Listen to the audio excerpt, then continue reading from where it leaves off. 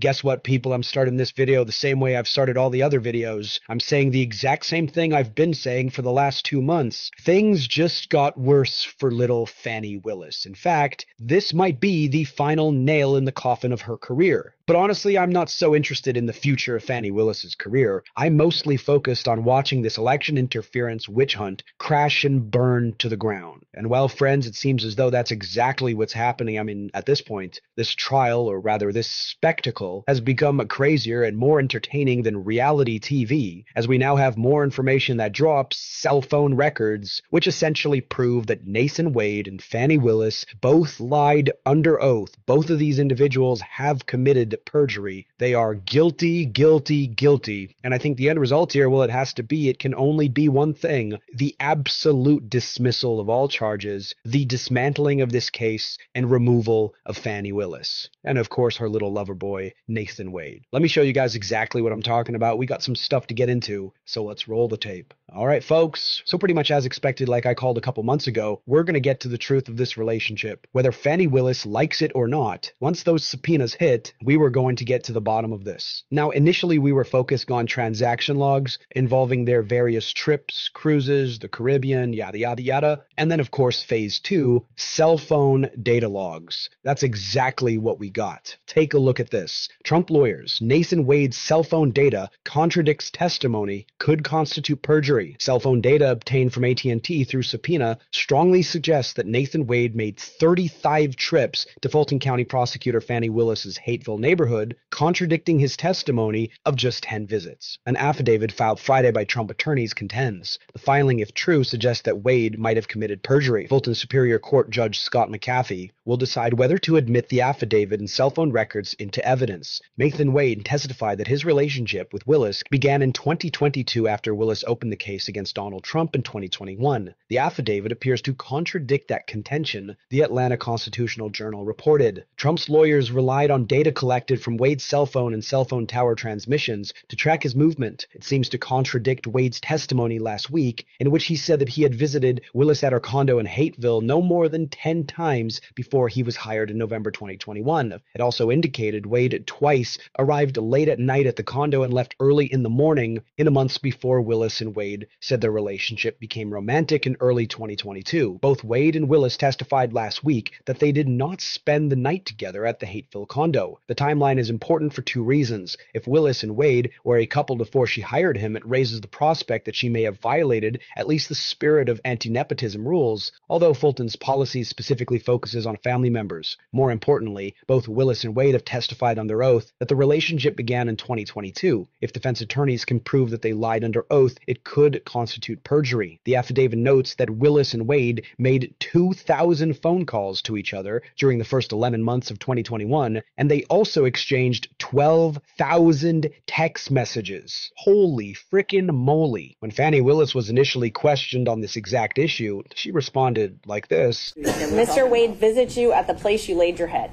When? Has he ever visited you at the place you laid your head? So let's be clear, because you lied in this. Let me tell you which one you lied in. Right here. I think you lied right here. No. This is the truth, Judge. And it is a lie. It is a lie. Right. Ms. Willis? Mr. Sena, thank you. We're going to take 5 minutes. Be back in 5.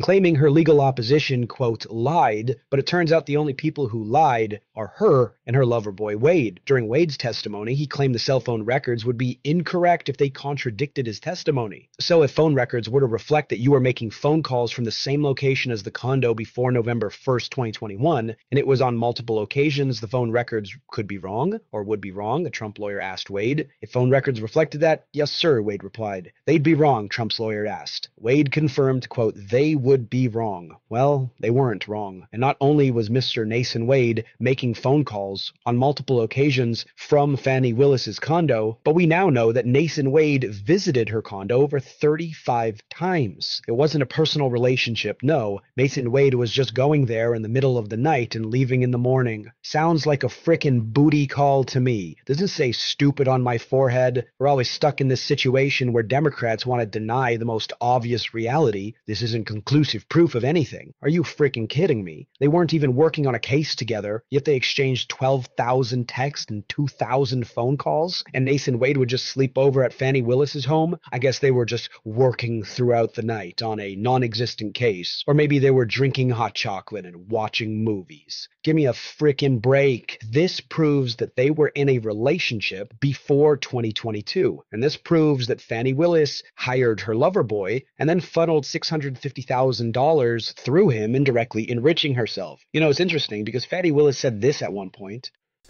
Lord, you're flawed, hard-headed, and imperfect child. I'm a little confused. I appointed 3 special counsel, as is my right to do. Paid them all the same hourly rate. They only attacked one.